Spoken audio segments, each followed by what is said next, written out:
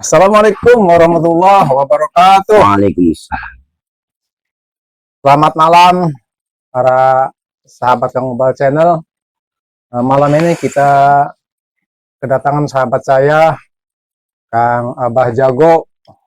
Selamat malam Kang Abah Ya, Jago. selamat juga. Assalamualaikum, Bang Bang. Kabarnya sehat? Alhamdulillah sehat.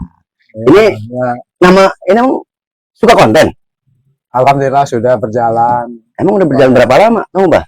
Sebetulnya mah berjalannya mah YouTube channel saya itu dibuat dari tahun 2020.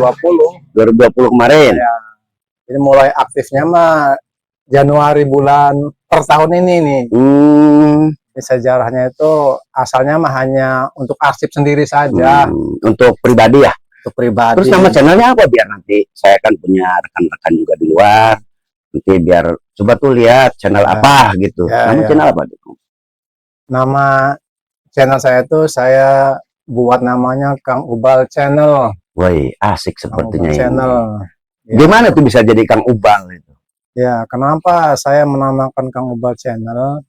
Jadi sebetulnya nama Kang Ubal itu panggilan saya sehari-hari di kampung saya. Oh, kampungnya di mana, Kang Ubal? Di Anyar. Oh, Anyar. Jadi adik saya manggil kayak adik angkatan saya aja manggilnya Ubal gitu. Ubal.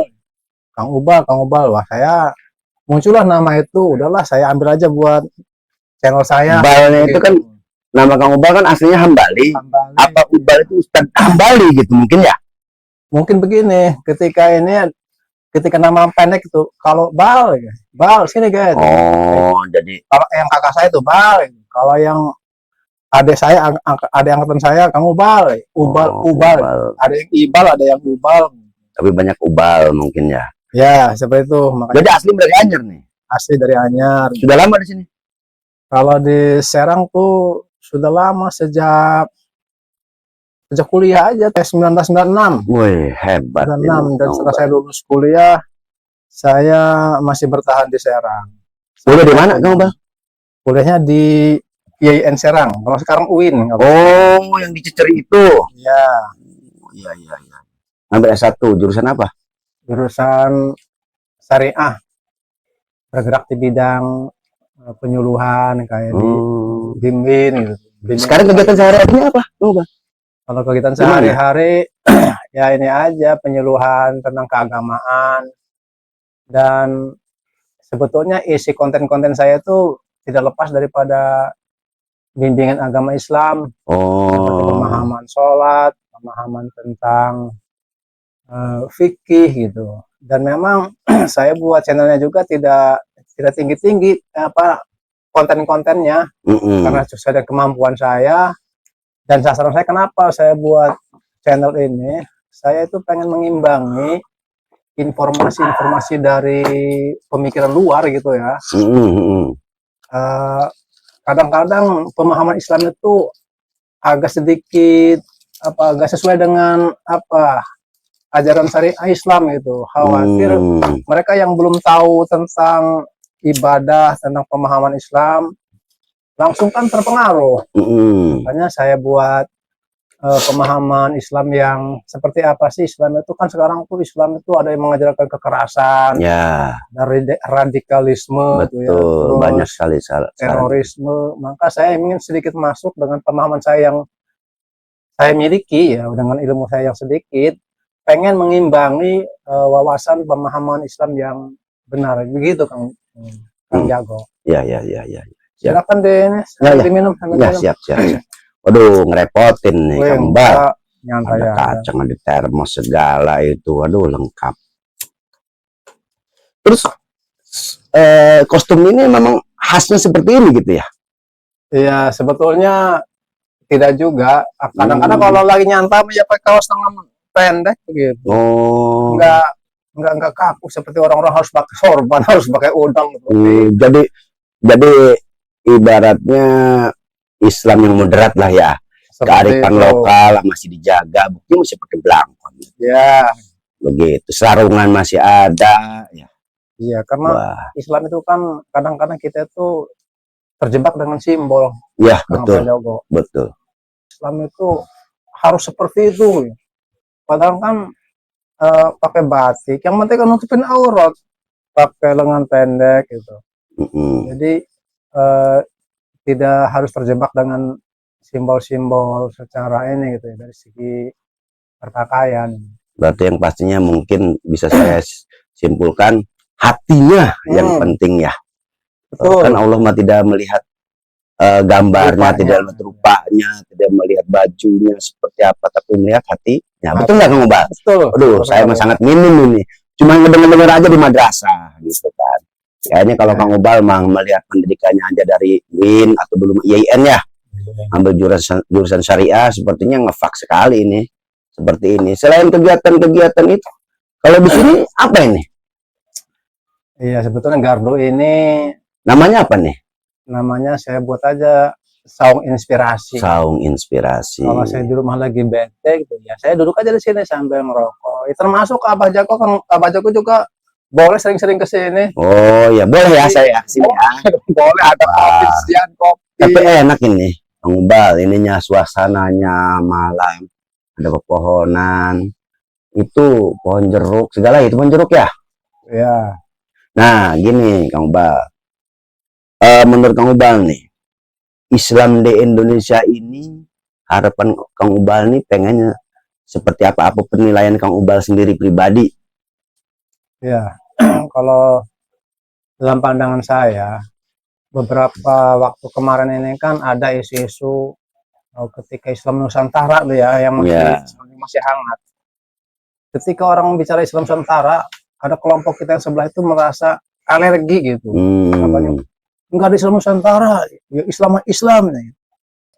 Jadi yang dimaksud Islam Nusantara itu adalah Islam yang ada di Nusantara, Islam yang ada di Indonesia, yang melekat dan menghargai segala kearifan lokal, budaya, adat istiadat yang ada di Indonesia. Jadi tidak merubah tatanan yang ada di masyarakat kita. Seperti orang Islam di Indonesia biasanya pakai sarung, pakai peci, pakai batik, dan berbeda dengan Islam di Cina umpamanya, Islam di Pakistan itu kan beda dengan budayanya, berpakaiannya, adat istiadatnya. Itulah yang dimaksud dengan Islam Nusantara, tidak merubah tatanan budaya dan adat istiadat setempat, tetapi ajarannya masuk dan bisa diterima oleh masyarakat. Ya, betul, sama. Oke lah, ganti nama Nusantaranya. Islam di Indonesia. Ada Islam di Tionghoa, ada Islam di India. Jadi dengan berbagai negara masing-masing kan punya kearifan lokal. Betul. Mungkin kalau Islam di India mah Islam similekete gitu ya. Gitu ya. Islam di Cina bukan pakai pecinya, pakai yang pakai kuncung. Kadang ada yang alergi seperti itu tuh. Enggak. Orang Islam kok pakainya kayak Tionghoa, ketek bengek lah. Gitu. Padahal makan Islam kan seperti itu. Islam itu kan rahmatan lil alamin, betul ya Kang Ubal ya? Betul.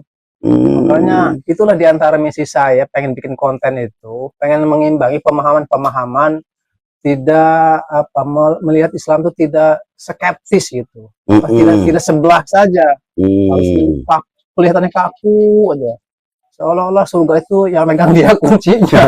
Iya. Orang semuanya salah. Ini haram. Padahal sama-sama Islam ya. Sama-sama Islam. Ketika gotok-gotokan sebelah sini takbir Allahu Akbar, ini Allahu Akbar. Satu lagi sami Allahu liman hamidah. Mungkin jawabannya sami Allahu liman hamidah kalau ada yang takbir itu.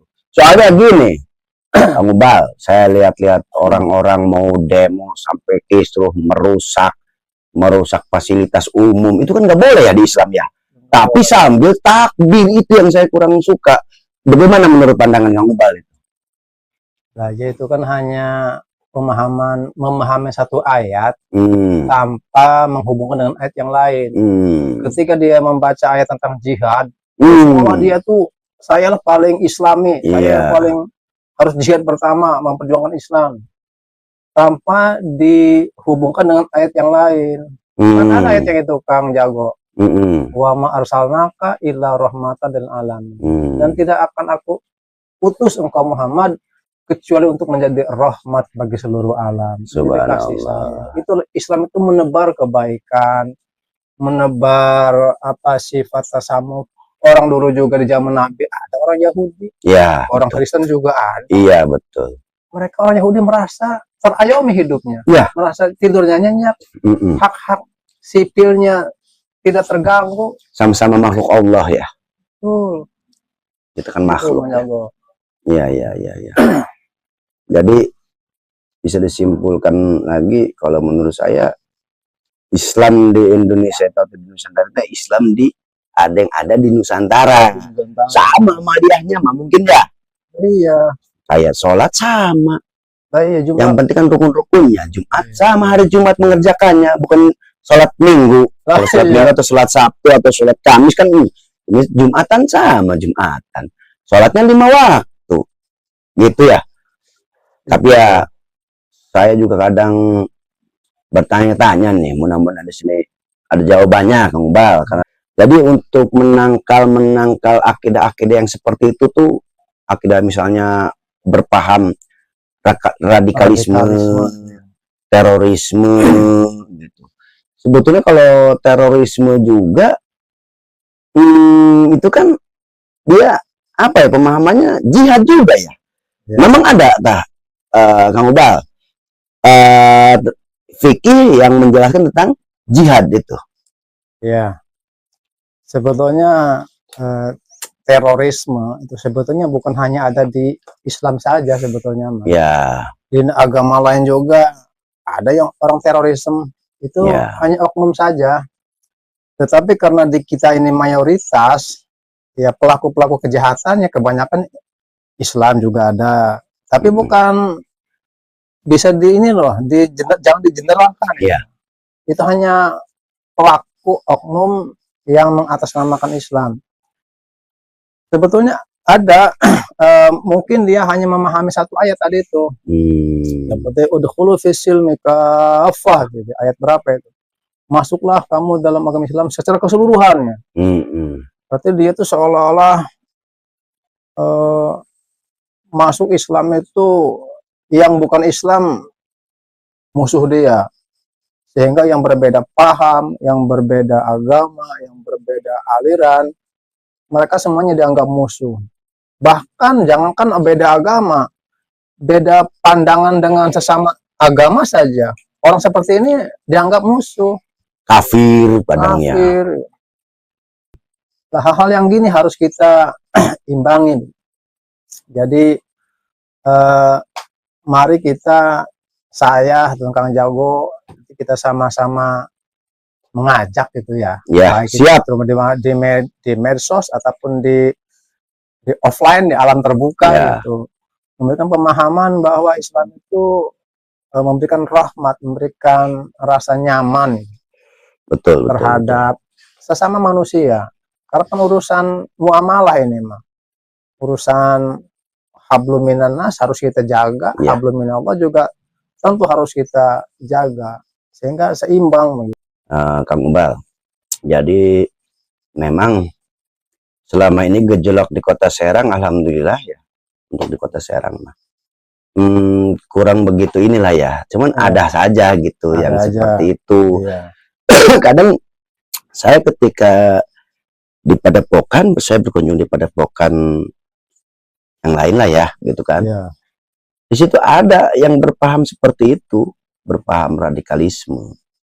Dan sudah saya nilainya itu radikalisme karena segala sesuatu apa yang dilakukan oleh pemerintah, kebijakan-kebijakan pemerintah itu dia menentang, menentang sekali bahwa inilah itu. Apalagi ketika saya ngobrol tuh banyak cacian, makian, dianggap togut segala.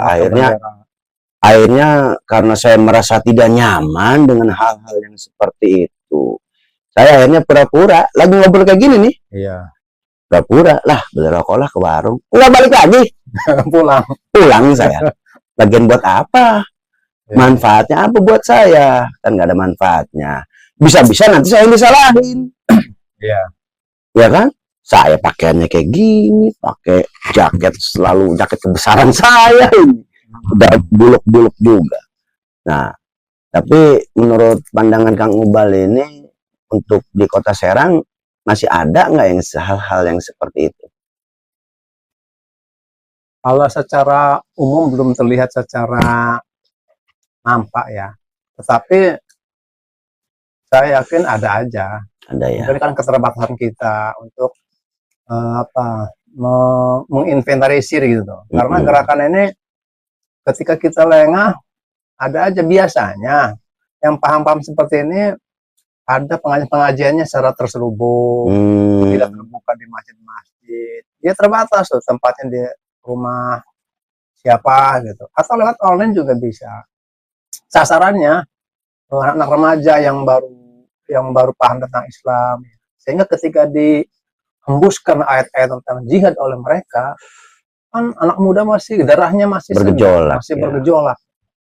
Maka mudah untuk dipengaruhi. Ya. Dibakar tentang ayat-ayat tentang jihad itu. Maka dia seolah kan disambut bidadari dan sebagainya. Nanti di akhir obrolan ini saya juga pengen ngobrol dengan Kang Jago juga, dengar Kang Jago juga lagi membina sebuah Padepokan ya. Nanti saya juga boleh tanya-tanya dong untuk ini. Ya mangga, silakan. Apa visinya gitu ya, dan sasaran ini. Sebetulnya anak saya juga masih kecil nih, Kang Jago. Silakan. Iya, itu nama ininya apa itu nama perguruannya? Nama padepokannya itu Adiraja, Padepokan Adiraja Banten. Adiraja Banten. Adiraja Banten. Jadi berpusatnya itu di rumah saya lah untuk awal ya. Iya. Kebetulan cabang-cabang yang saya buka itu di Walantaka ada, terus di Wat Gali masuk Walantaka juga kali ya. Itu berbatasan ke mana Cipocok ya, Parung situ ya. Sambil minum. Iya ya. Di tempat saya, terus ada di Dalung juga, di tempat Gus Faja atau Ustadz Pais. Oh iya. Ya Ustadz Pais. Itu saya sebetulnya banyak permintaan. Memang saya berawal membuka padepokan tersebut, awalnya melihat keprihatinan, berawal dari keprihatinan, melihat remaja atau anak-anak sudah sibuk dengan ini nih, Kang Ubal. Gadget. Kebetulan di kampung saya ada wifi yang gratis, jadi udah pada nongkrong di situ, anteng di situ. Akhirnya saya punya inisiatif bahwa ini harus saya kalahkan. Ya. Dengan apa? Saya buatlah padepokan. Mengalihkan perhatian. Ya. Itu. Tadi nama padepokannya Adiraja.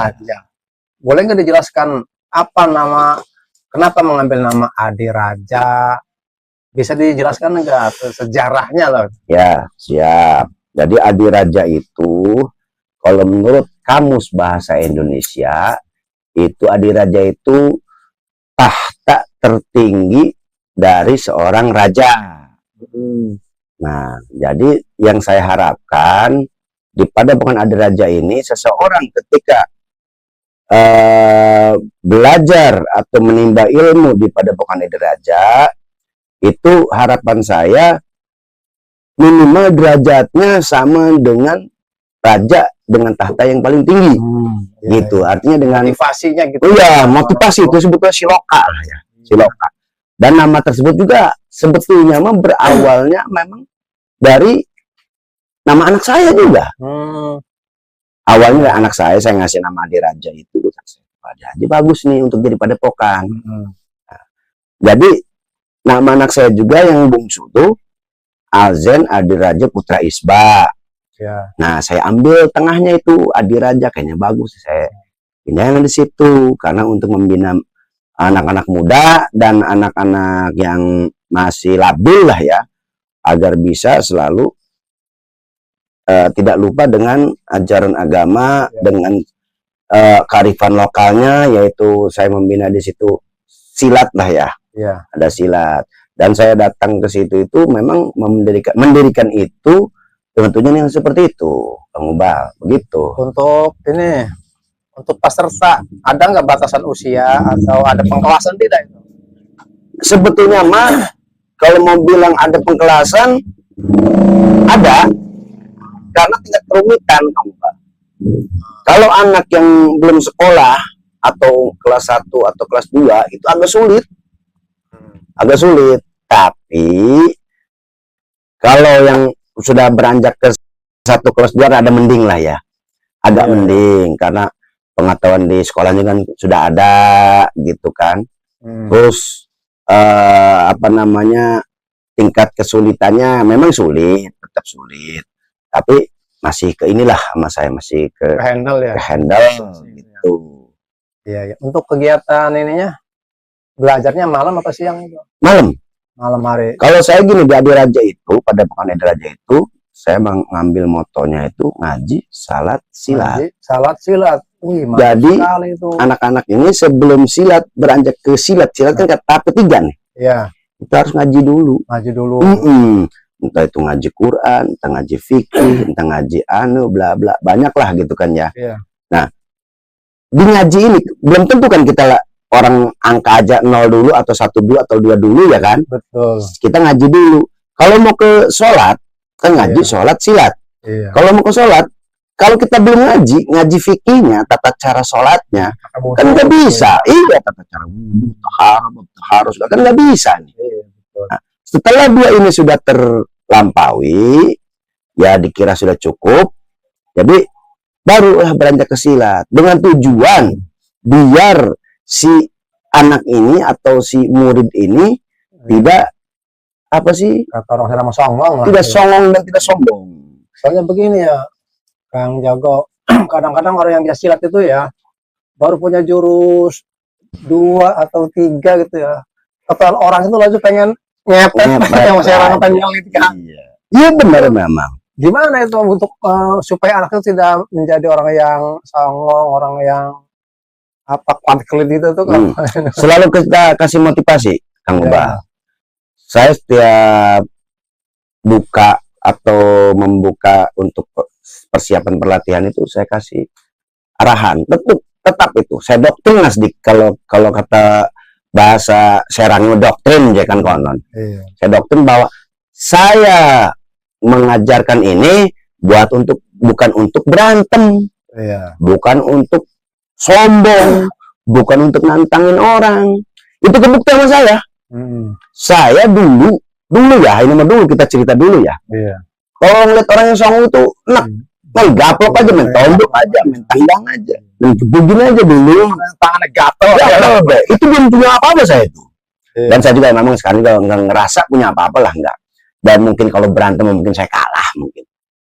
Cuman saya punya ilmu sedikit, saya pengen sedikit bebarengan gitu tuh. Nah itu terbukti ke saya. Jadi guru saya itu selalu mendoktrin saya agar bahwa dia memberikan ilmu silat itu bukan untuk berantem, melainkan untuk silaturahmi. Untuk jaga diri aja. Untuk jaga diri. Untuk jaga diri nomor berapa lah, gampang itu otomatis. Kalau namanya silat mah otomatis jaga diri. Emang ada filosofi yang pernah dengar gitu ya, yang biasanya aktif di dunia persilatan itu mukul jangan, kepukul jangan gitu. Bener nggak? Iya betul, ada. Yang serang ngegebuk aja, kegebuk dipit aja.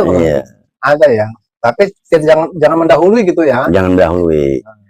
Saya ingat sekali guru saya berbicara, kalau ada yang ngajak berantem jangan ladenin. Ketika kamu dipukul kalau nggak sakit, jangan balas, ditahan aja. Kalau bisa kamu lari, kalau dia masih ngejar kamu udah ke pojok, silakan. Begitu ya. Makan tuh orang, dalam artian makan, lawan lah, bela diri.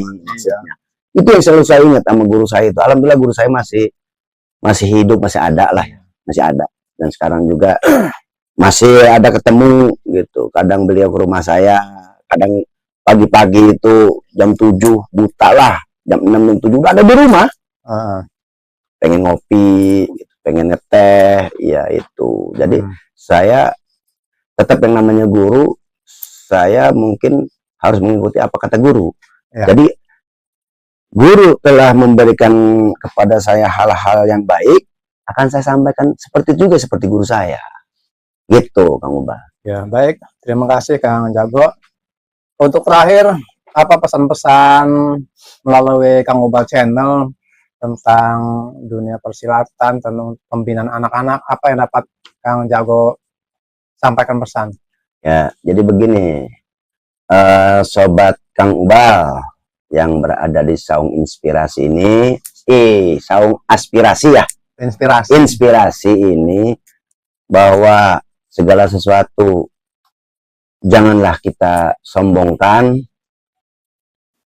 Ketika kita memiliki satu ilmu tertentu, ilmu apapun itu ya, saya tidak mengklasifikasikan ilmu silat, enggak. Ya. Ilmu apapun itu jangan merasa adigung. Ya. Jangan merasa adigung. Aing kayak gitu aja, jangan. Jadi selalulah melihat ke bawah, jangan melihat ke atas. Jadi kalau kalian melihat ke atas, nggak bakal puas-puas. Bawahnya di atas langit masih ada langit. Masih ada langit, capek. Jadi untuk sobat Kang Ubal ini, saya berharap belajar ilmu apapun itu baik, asalkan kita sesuai arahan guru. Pisau juga atau golok juga, kalau yang menggunakannya lain, sama ya, bentuknya negatif. Apapun itu, sendok pun bisa buat senjata. Tapi kalau sendok buat ngaduk kopi kan manfaat. Buat saya bisa keminum nih. Diminum nih, Kang Ubal. Ya, baik, silakan minum. Nikmat. Ya, baik, demikian tadi para sahabat channel, kita telah berbincang-bincang dengan sahabat saya, Kang Abah Jago. Nah, di Saung Inspirasi ini acara ini biasa namanya judulnya Kopi Malam ini, Kang Abah Jago. Jadi Kopi Malam itu singkatannya kajian, obrolan perkara Islam pada malam hari ini. Subhanallah, aplaus nih. Terima kasih, Kang Abah Jago. Siap, Kang Ubal, makasih udah mengundang saya. ke sini. Assalamualaikum. Waalaikumsalam warahmatullahi wabarakatuh.